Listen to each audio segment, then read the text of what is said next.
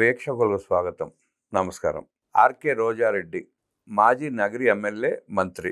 ఆడుదాం ఆంధ్ర అంటూ కోట్ల రూపాయలు నొక్కేసిన పరిస్థితి కూడా మనం చూసాం. దాని మీద దర్యాప్తు సంస్థ దర్యాప్తు చేసింది, నివేదిక సమర్పించింది. ఇవాళ రేపా ఎప్పుడు పిలుస్తారనేది తర్వాత మళ్ళీ ఇంకోసారి మాట్లాడుకుందాం. నిన్న ఒక వీడియో లీక్ అయింది. రోజా మాట్లాడిన మాటలు, జోగి రమేష్తో కలిసి రోజా చేసిన వ్యాఖ్యలు సంచలనం రేపుతానే ఇవాళ సోషల్ మీడియాలో.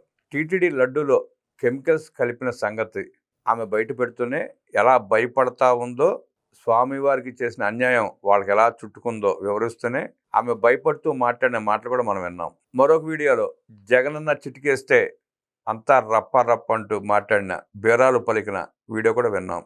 జగన్మోహన్ రెడ్డి ఒకసారి చిటికేస్తే రాజ్ కేసిరెడ్డి దగ్గర నుంచి చెవిరెడ్డి భాస్కర్ రెడ్డి దాకా, బాలాజీ గోవిందప్ప నుంచి కృష్ణమూరెడ్డి వరకు ఎంతమంది అరెస్ట్ అయ్యారో చూసాం. మళ్ళీ వచ్చి చిటికేస్తే వలబినేని వంశీ, అంబటి రాంబాబు అరెస్ట్ అయ్యారు.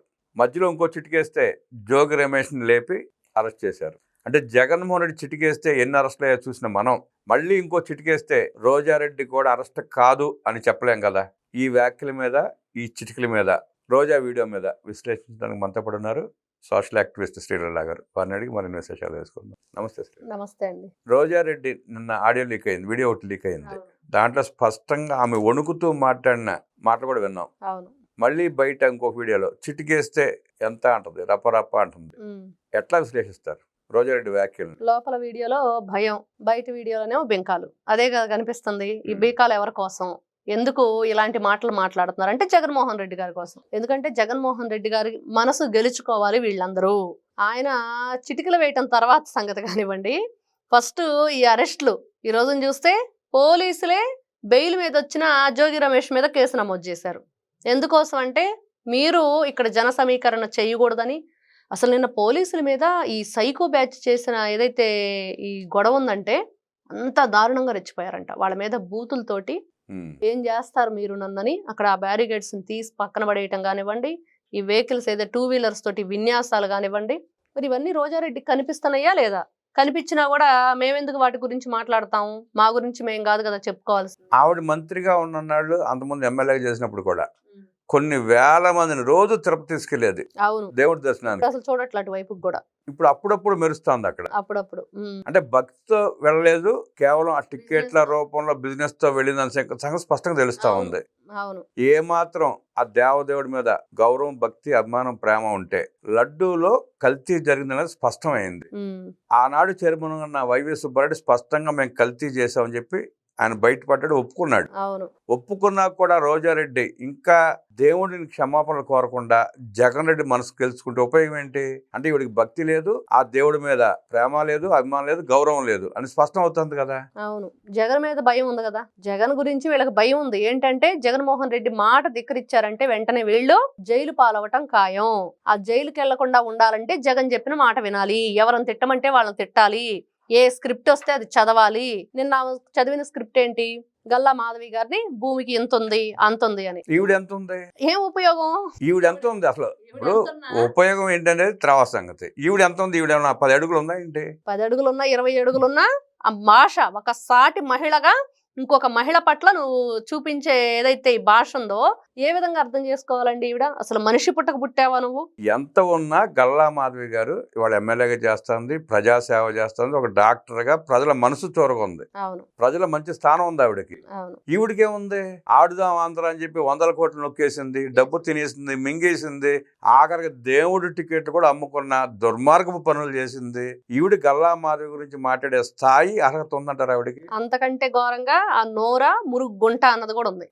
ఎందుకంటే ఎట్లాంటి మురికి భాష మాట్లాడిద్దో అందరికీ తెలుసు. ఆ మురికి వ్యాఖ్యలు ఈ రోజున వీళ్ళందరికీ తిప్పలు తెచ్చిపెట్టింది అదిగో అట్లాంటి నీచంగా మాట్లాడే భాష. మనం ఏంటి, మనం ఏ విధంగా గౌరవంగా ఉండాలనేది మర్చిపోయి ఇలాంటి వంకర టింకర మాటలు, తలాతోకలేని వ్యవహారం. అంటే ఎవరినైనా సరే ఏదో విధంగా అనేయటం, జగన్మోహన్ రెడ్డి దగ్గర మార్కులు కొట్టేయటం. వీళ్ళకి కావాల్సింది ఇది. అక్కడ విచక్షణ కానీ, జ్ఞానం కానీ, మనం ఏం మాట్లాడుతున్నాం అనేది కానీ అనవసరం. రోజా గారు లిస్టు తీస్తే మనం చూస్తే ఎన్ని ఉన్నాయండి ఈవిడ నోటి నుంచి వచ్చిన ఆణిముత్యాలు. అబ్బో, అన్ని చెప్పుకుంటే మనకే సిగ్గేస్తుంది. అవును, సిగ్గుకే సిగ్గు. ఆవిడ మాట్లాడే భాష మనం ఈ రోజున చెప్పలేని మీడియా ముఖంగా అలాంటి భాష మాట్లాడి స్వయంగా మీడియా మిత్రులను కూడా ఏం చేస్తావు నువ్వు నన్ను అని అడిగింది. ఏం చేయగలవు నువ్వు నన్ను? ఏం చేస్తారు? ఏం చేయలేరు. అందుకనే కదా వదిలేశారు తల్లి నీకు దండం అని. గెలవటం మనుషుల రూపంలో ఉన్న రాక్షసులను ఎవరైనా ఏం చేయగలుగుతారు? ఎవరేం చేయరు. అవును, ఇంకా వాళ్లే ఎదురొచ్చి నువ్వేమన్నా నన్ను ఏమైనా చేస్తావా అని ఒక మహిళ అడుగుతుంటే ఎంత సిగ్గుచేటు. మహిళ కింద జమ కట్టడం కూడా ఈ రోజున తప్పు అనే పరిస్థితి ఆవిడ తెచ్చుకుంది. ఒక పక్క కల్తీ మద్యం తయారు చేసి ప్రజల ప్రాణాలతో చెలగాటపడిన జోగి రమేష్కి ఏమో కితాబిస్తూ బీసీ బిడ్డను అరెస్ట్ చేస్తారంటూ మాట్లాడుతున్న జగన్మోహన్ రెడ్డి. ఇటు పక్కన ప్రజాసేవ చేస్తున్న మహిళ, సాటి మహిళ, బీసీ బిడ్డ, ఆమెనేమో కించపరుస్తూ రోజారెడ్డి మాట్లాడటం అంటే ద్వంద్వ వైఖరి చూడండి. ఎక్కడైనా అంతే. వాళ్ళు పార్లమెంట్ లో ఒక మాట, అసెంబ్లీలో ఒక మాట మాట్లాడట్లేదండి. లోక్సభలో ఏం మాట్లాడుతున్నారు వీళ్ళు, ఇక్కడికి వచ్చి ఏం మాట్లాడుతున్నారు విన్నాం. ఎంపీలు ఒకటి, ఎమ్మెల్యేలు ఒకటి. మళ్ళీ తర్వాత ఏమంటారు, మేము తర్వాత మళ్ళీ చర్చించుకున్నాం, ఇంకేదో చేస్తామంటారు. ఎంతసేపటికి జగన్మోహన్ రెడ్డి వైఖరి ఏ విధంగా ఒకవైపు వ్యతిరేకిస్తాడు, ఇంకొక వైపు ఆదరిస్తాడు. అంటే ఆదరించేది ఎవరిని, వ్యతిరేకించేది ఎవరిని అంటే క్లియర్ గా మనకి గీత గీసినట్లు కనిపిస్తుంది. ఒకటే, ఆయన ఎవరిని తిట్టమంటాడో వాళ్ళని తిట్టాలి, ఎవరింటి మీదకి దౌర్జన్యానికి వెళ్ళమంటాడో వాళ్ళ ఇంటి మీదకి వెళ్ళాలి, అక్కడ ధ్వంసం చేయాలి. అవన్నీ చేస్తే బీసీ బిడ్డైనా ఓసీ బిడ్డైనా వెళ్ళి జగన్మోహన్ రెడ్డి పరామర్శిస్తాడు. మరి అదే దౌర్జన్యాన్ని, అదే నోరు ఏదైతే కొవ్వెక్కి మాట్లాడారో అని చెప్పి ఈ రోజున అందరూ కూడా అంబటి రాంబాబు ఇంటి మీదకి ఎందుకు వెళ్ళారండి? ఆయన బల్బు మాటలు మాట్లాడితే వెళ్ళారు. మరి అదే ఆ ఒక బీసీ బిడ్డ ఖండించింది. నేను సాటి మహిళగా ఇక్కడ ఎమ్మెల్యేగా మా నాయకుడు అన్నందుకు నేను వచ్చాను అని మాట్లాడినప్పుడు మరి బీసీలు ఈ రోజున అర్థం చేసుకోవాలి జగన్మోహన్ రెడ్డి వైఖరి, ఆయన ఆలోచన విధానం, ఎవరికి కొమ్ము కాస్తున్నాడు, ఎవరిని కాపాడుతున్నాడు, ఎవరి వైపు ఆయన మాటలు ఉన్నాయి అనంటే ఆయన జోగి రమేష్ వైపే ఉన్నాయి. మరి ఇటువైపు కూడా బీసీనే కదంటే బీసీలు కేవలం జగన్మోహన్ రెడ్డి రాజకీయంలో పాముల్లాగా వాడుకోవటానికే, ఆయన రాజకీయంగా ఆయన లబ్ధి పొందటానికే కులాలు అడ్డం పెట్టుకుంటాడు. ఆ తర్వాత దేనికి కూడా వాళ్ళతో పని లేదు. ఇప్పుడు నా ఎస్సీలు నా ఎస్టీలు అని వాళ్ళకి ఏం చేశాడు జగన్మోహన్ రెడ్డి? నిన్న చూసాం, వాళ్ళు మరణం, అక్కడ 2 కార్యకర్తలు చనిపోయారు. ఏం చేశాడు? ఎలహంక ఎగిరిపోయాడు. వాళ్ళతో సంబంధం లేదు. ఎంతవరకు వాళ్ళతో సంబంధం అంటే అరవటానికి, కేకలేయటానికి, ఇలాంటివి అక్కడ ఏదైతే వాళ్ళు చేసిన ఆ వికృత చేష్టలు ఉన్నాయో సైకో బ్యాచ్, దానికోసం ఇలాంటి వ్యక్తి అసలు ఇంకా మునుముందు చూడకూడదు అని కోరుకుంటున్నారు ప్రజలు. ఇలాంటి వ్యక్తి రాజకీయాల్లో ఉండకూడదు అని కోరుకుంటున్నారు ప్రజలు. ఇలాంటి వ్యక్తులు మరి బయట తిరగటానికి కూడా అర్హత లేదని చెప్పి ప్రజలు పదే పదే ఈ రోజున 11కు పరిమితం చేసి పక్కన పెట్టేసినా కూడా ఇంకా మేమున్నాం, రపరప నరికేస్తామని వచ్చేదాన్ని ఈ రోజున ప్రజలు, ఇటువైపు నాయకులు, అదేవిధంగా పోలీసులు కూడా అర్థం చేసుకొని, ఈ న్యాయస్థానం కూడా ఈ రోజున అర్థం చేసుకొని గౌరవంతో మరి ఖచ్చితంగా ఇలాంటి వ్యక్తులని బయట తిరగకుండా చేయాల్సిన బాధ్యత వీళ్ళందరి మీద ఉంది. ఇప్పుడు గల్లా మాధవ్ గారిని ఆవిడ విమర్శించింది. మళ్ళీ ఈవిడ ఒక మాట అంటే పిసుకుని కంట రక్త కన్నీరు కార్చి గొక్కపట్టేడు. ఆ జ్ఞానం ఉండాలి కదా రోజాకి. రోజా జ్ఞానం ఎక్కడ ఉందండి? జ్ఞానం ఉంటే ఇవన్నీ ఎందుకు? అసలు జగన్ పక్కన ఎవరుంటారు జ్ఞానం ఉన్నాళ్ళు? జ్ఞానం లేని వాళ్ళే ఆయన. మీరు అన్నట్టు దోపిడీ ముఠాలు, దొంగల ముఠాలు, వేదవులు, సన్నాసులు, దుర్మార్గులే ఉంటారు. అంతే. మరి వాళ్ళందరికీ కొన్ని క్వాలిఫికేషన్స్ ఉండాలి. ఏ విధంగా చాచక్యంగా దోచుకోవాలి, ఒకవేళ దొరికితే తెలియదు, గుర్తులేదు, మర్చిపోయా అని చెప్పాలి. మడ్రో చెప్పాడు కదా, పేరుని నాని నైట్కి నైటే వేసేయండి, పొద్దున్నే పరామర్శించండి ఏం తెలియనట్లని. ఇలాంటి కార్యక్రమాలు చేసేవాళ్ళు. బాబాయిని వేసేసినట్టు వేసేసి పొద్దున్నే పరామర్శిస్తేనే జగన్మోహన్ రెడ్డి బ్యాచ్. నిన్న పొద్దున ఎక్కడ గుడివాడ కోడిగుడ్డ అమర్నాథ్ కూడా ఏదో మాట్లాడుతున్నాడు, కాపు కులం జోలికి వస్తే ఊరుకోమని. ఈ సన్నాసి మంత్రిగా ఉన్నప్పుడు, అంతకుముందు జగన్మోహన్ రెడ్డి 2019 ముందు నేను కాపులకు రిజర్వేషన్ ఇవ్వాలన్నాడు. అవును, కాపుల్ని దారుణంగా హింసించి వాళ్ళకి చేయాల్సిన పనులు ఒక్కటి చేయలే.